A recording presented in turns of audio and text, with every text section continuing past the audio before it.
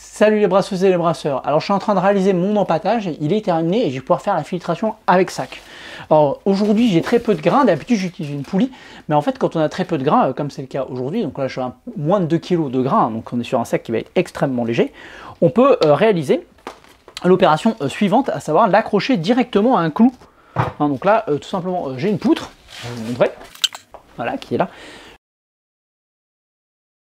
Et je vais directement accrocher le sac dessus. Donc je mets bien la cuve en dessous, je décroche complètement mon sac, je lève mon sac en récupérant les anses, et je vais pouvoir le laisser s'égoutter directement dans le mou, enfin au-dessus de la gamelle. Au début c'est un peu lourd, et je mets chaque anse une par une sur mon petit clou. Pas que mon clou hache, il peut pas tenir beaucoup de poids. Bon, à la limite, c'est pas très grave, il tomberait dedans. Et maintenant, ce qu'on va faire, c'est qu'on va presser le sac.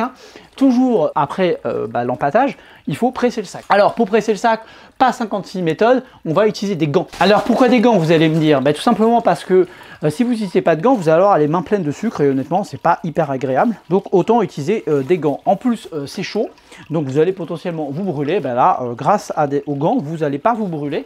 Ça va tout simplement vous protéger de la chaleur du mou, enfin la chaleur plutôt des céréales. Donc là tout simplement on presse, tout simplement comme ça. Donc là c'est simple parce qu'il y en a très peu. Et ça sent bon les céréales parce que là il y a de l'avoine et ça se sent. Il y a avoine et flocons de blé pour ma recette. Là c'est une bière sans alcool que je suis en train de réaliser. Donc vraiment c'est le même empâtage qu'une bière classique. Il n'y a aucune différence. Hop, une fois que c'est fait, ce qu'on fait immédiatement, ce que je fais moi immédiatement, c'est j'arrête là pour le moment et je vais prendre une mesure de densité. Pour prendre la mesure de densité, j'utilise bien sûr un réfractomètre parce que c'est plus simple qu'avec un densimètre.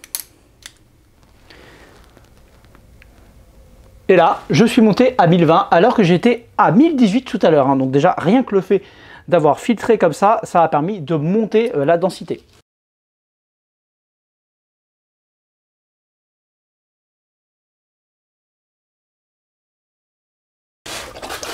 Alors, est-ce que la densité va augmenter? Suspense! Pas vraiment. Honnêtement, elle n'a pas bougé beaucoup. Après, on est sur des densités très faibles. Donc, je me demande si ça vaut le coup, au final, de remettre le sac. Bien le presser, je pense que ça suffit amplement. J'avais déjà eu des résultats où ça avait franchement augmenté. Mais je pense que c'est juste le fait de le presser correctement. Alors, peut-être que quand il y a beaucoup, ça peut être utile. Là, en tout cas, pour une toute petite quantité, ça sert absolument à rien. J'ai aucun changement. Bon, c'est tout pour cette vidéo. Je vous souhaite à tous de bons passages. Je vous dis à très bientôt. Comme toujours, abonnez-vous, cliquez sur la petite cloche et puis mettez un petit pouce bleu parce que ça fait toujours plaisir.